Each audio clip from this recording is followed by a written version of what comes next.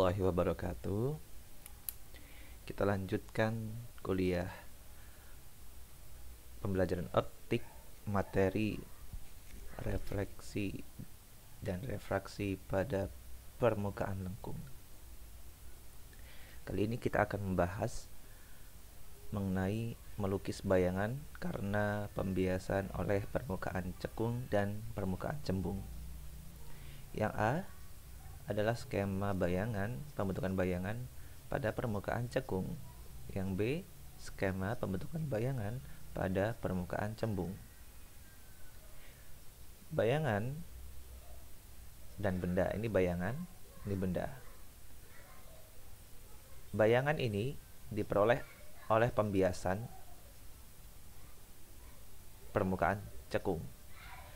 Di sini ada 3 sinar utama. Sinar sejajar sumbu utama dipantulkan, dibiaskan melalui fokus. Sinar melalui fokus dibiaskan sejajar sumbu utama. Sinar melalui titik pusat kelengkungan diteruskan tanpa dibiaskan. Harusnya ini melalui titik vertek, ini harusnya. Ini gambarnya kurang pas ya. Sehingga di sini bayangannya terbalik ya. Kemudian yang B ada 3 sinar juga. Sinar sejajar sumbu utama dibiaskan melalui fokus. Sinar melalui fokus dibiaskan sejajar sumbu utama.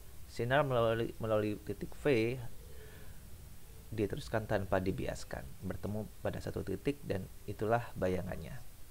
Oke, 3 sinar itu yang digunakan untuk melukis bayangan pada pembiasan permukaan cekung. Kemudian kita akan lihat rumusan perbesaran bayangannya ya untuk pembiasan. Kita lihat gambar selanjutnya. Nah, di sini ada permukaan cekung yang A, yang B adalah permukaan cembung. Di sini ada pembentukan bayangannya ya. PQ adalah benda, P aksen, Q aksen adalah bayangan. Bayangan ini diperoleh dari pembiasan oleh permukaan cekung. Sinar datang, sinar dibiaskan mendekati garis normal. Oke, bayangannya ini tegak dan maya. Kemudian yang ini maya karena bayangan ini terletak di sebelah kiri vertek. Ya, artinya berarti nanti S aksennya negatif ya. Kalau Y aksen positif karena arahnya ke atas, Y-nya positif karena arahnya ke atas. Kemudian di sini benda dibiaskan oleh permukaan cembung. Bayangannya ada di sini sebelah kanan, maka ini bayangan nyata dan diperoleh terbalik ya. Berarti kalau terbalik, Y aksennya nanti negatif, Y-nya positif, S aksennya positif. Oke, di sini ada P aksen, Q aksen ya. Kita akan hitung perbesarannya dengan cara meninjau. Yang kita lihat yang A dulu ya. Segitiga. Untuk yang gambar yang A, segitiga P Q V ya. Segitiga P Q V berarti di sini ada sudut I. Sin I sama dengan tan I. Sinar paraksial ya. Atau untuk sudut yang sangat kecil sama dengan tan I. Sama dengan depan per samping. Y per S. Y per S. Kemudian untuk bayangannya adalah P aksen, Q aksen, V. Segitiga P aksen, Q aksen, V. Maka sin R aksen sama dengan tan R aksen. R aksennya nih kecil ini ya. Berarti Y aksen per S aksen sama dengan Y aksen per S aksen. S aksennya negatif. Oke, di sini perbesaran berarti kan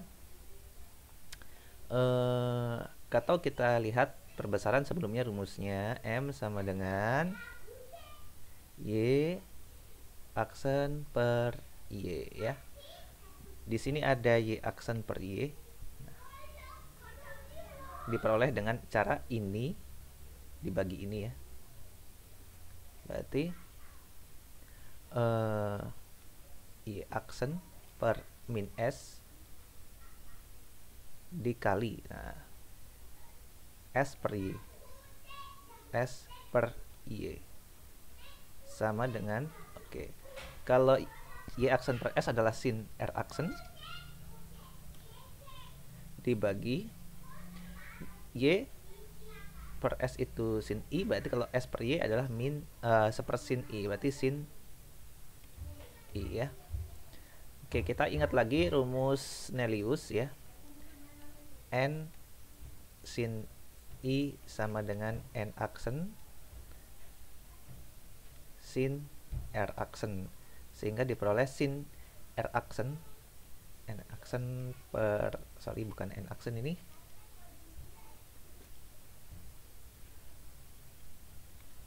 N per N aksen sama dengan N per N aksen sin R aksen per sin I ya. Sehingga ini, yang ini bisa diubah menjadi N per N aksen per N aksen. Oke, kita geser sedikit ke bawah. Nah, di sini kita bisa susun ulang ya. I aksen per Y dikali S,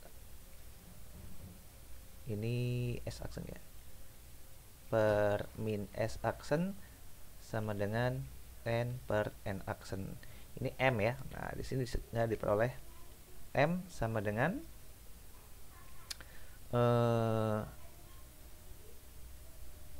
min N kali S aksen dibagi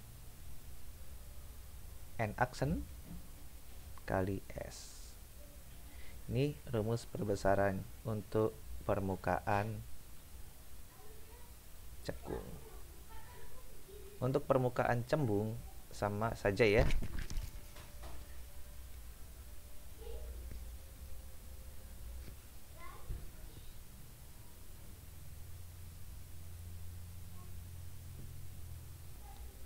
Ya, selanjutnya perbesaran untuk pembiasan pada permukaan cembung yang B ya. Kita lihat di sini ada segitiga PQV ya, dan P aksen Q aksen V sama, ini ada I, ada R aksen. Berarti kita lihat hubungan keduanya. Bagian yang B, segitiga PQV, maka berlaku di situ I sama dengan sin I sama dengan tan I ya. Kemudian R aksen sama dengan sin R aksen sama dengan tan R aksen. Oke. Di gambar kita lihat lagi gambarnya supaya lebih. Nah, sin I itu adalah berarti PQ per QV atau H per S. Kemudian P aksen Q aksen adalah H aksen per S aksen. Di sini hanya negatif nilainya karena terbalik ya. Sehingga kita tuliskan di sini sama dengan H per S yang ini min H aksen per S aksen. Sehingga kita ingat kembali rumus ini. Di sini ada H per S, ada H aksen per S aksen. Kita buat min H aksen per S aksen dikali S per H ya, sama dengan berarti sin R aksen sama seperti tadi, sin R aksen per sin I ya. Nah ini sama sin R aksen per sin I sama dengan N per N aksen, sama dengan N per N aksen. Perbesaran kan H aksen per H ya, berarti ini pindah ruas ke sana sehingga kita peroleh H aksen per H ini kok H ya, ini harusnya Y ya, kita nggak apa-apa lah, kita ganti aja Y ya.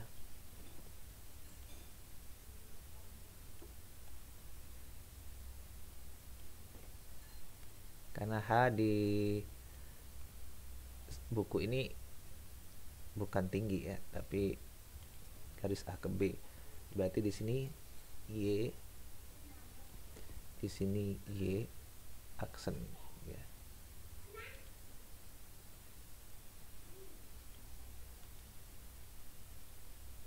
Nah ini berarti Y.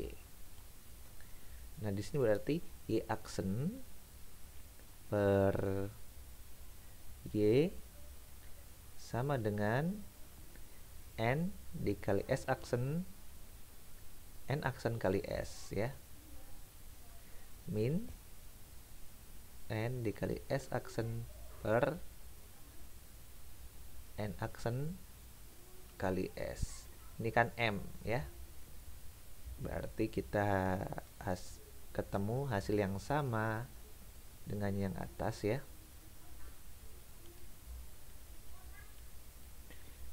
M sama dengan min N S aksen per N aksen S.